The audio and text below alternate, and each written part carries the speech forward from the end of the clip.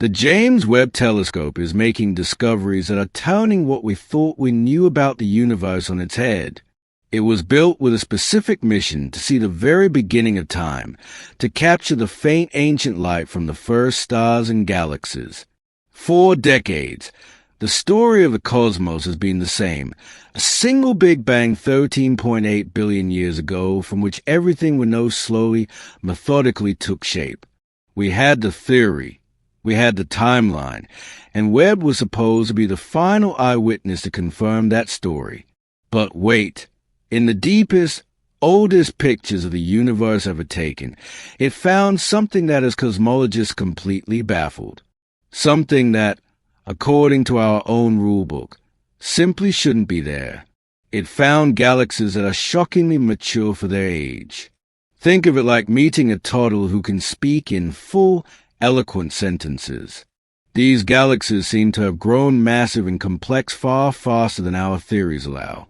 This doesn't just challenge our ideas about how galaxies are built. It forces us to ask a much bigger question. Is the timeline of the universe itself wrong?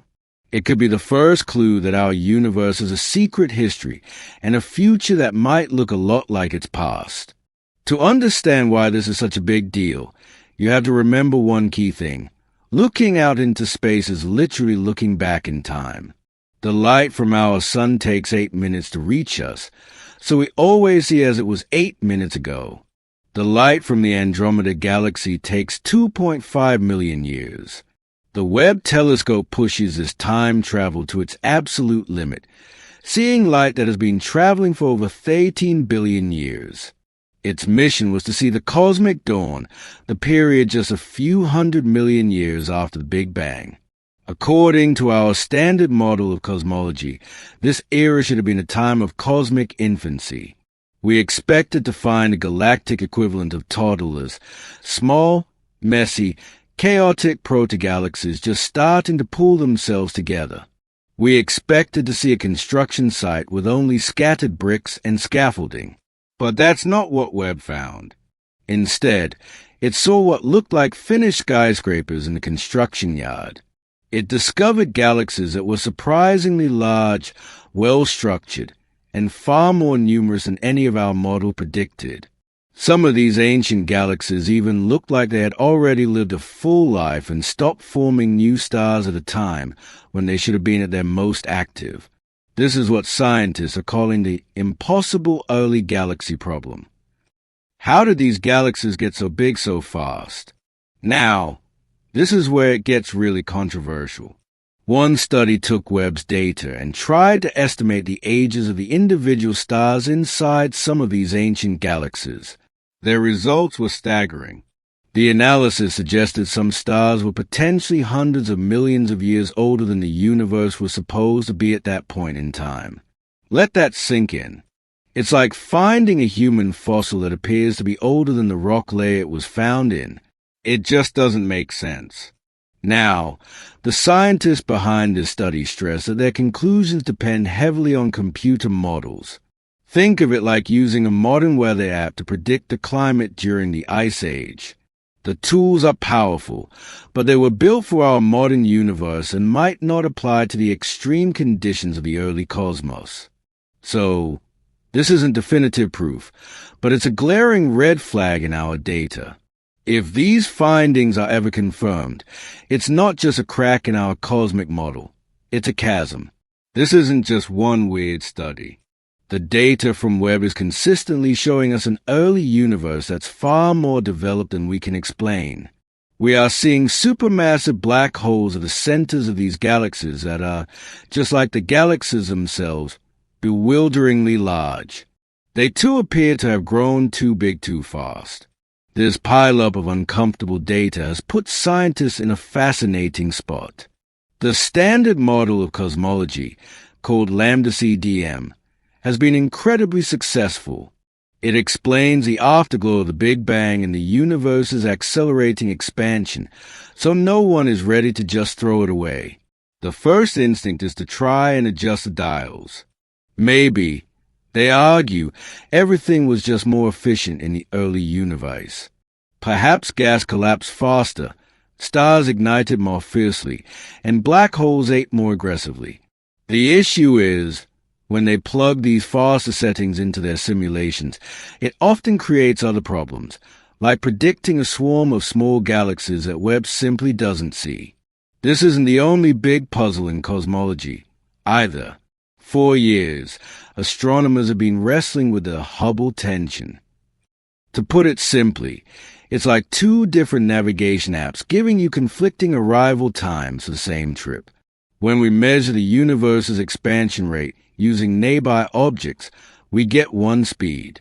But when we calculate what that speed should be based on the physics of the early universe, we get a different number. The two don't match up.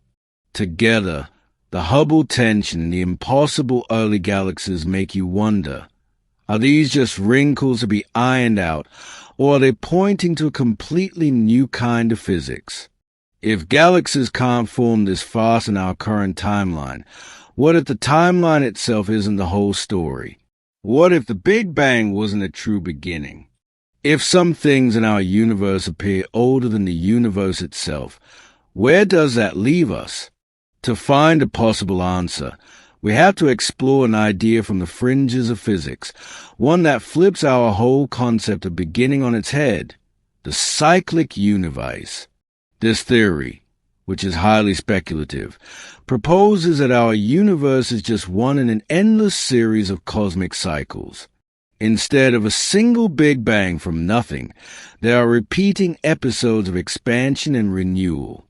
Think of it not as a one-time explosion, but as a cosmic phoenix, living, dying, and being reborn from its own ashes over and over again. One of the most mind-bending versions of this idea comes from the Nobel Prize-winning physicist Sir Roger Penrose. He suggests our universe will expand for trillions of years until everything decays. Stars burn out, black holes swallow all matter, and eventually even those black holes evaporate into nothing, leaving a cold, empty universe of low-energy light. But here's the genius part. In a universe where only massless photons exist, particles that don't experience time, the very concept of time and distance become meaningless. At that point, an infinitely large, empty universe becomes mathematically identical to an infinitely small, dense one. It's like reaching the edge of a video game map only to find it wraps around, and you're right back at the starting point. The end of one universe seamlessly becomes a Big Bang for the next. So, how could this radical theory explain Webb's paradox? Well, if our universe is just the latest cycle, maybe not everything was completely reset in the last transition. Perhaps the most massive galaxies and black holes aren't new at all, but are cosmic fossils, structures that somehow survived from the previous eon. It's like tearing down an old cathedral, but leaving the deep stone foundations. When you build a new church on top, it looks impossibly sturdy for a brand new building. Suddenly, a galaxy that looks too mature for our universe makes a strange kind of sense. It wasn't born in our universe. It was inherited. Of course, there's zero direct proof of this. It remains a fascinating but unproven hypothesis. But as new data challenges our standard story, ideas once considered fringe are getting a serious second look. The James Webb Telescope was built to give us answers, but instead, it has left us with much bigger, much more exciting questions. It has pulled back the curtain on the cosmic dawn and revealed structures that are too mature, too massive, and too numerous for our rulebook. These discoveries are pushing our understanding of the universe to its absolute limits, forcing a re-examination of how everything we know came to be. While most scientists are working to adjust our existing theories, these puzzles have breathed new life into more radical ideas like that of a cyclic universe. This theory offers a tantalizing, if unproven, explanation that we are seeing not the birth of the first galaxies, but an inheritance from a universe that came before. We are living in the middle of a thrilling scientific mystery where every new image from Webb adds another clue. And it leaves us with a truly mind-bending thought. If the universe is born, dies, and is born again, does that mean that in some impossibly distant future, after our cosmos has faded to black and a new one is ignited, some version of us will be here again, looking up at the stars and wondering where it all came from?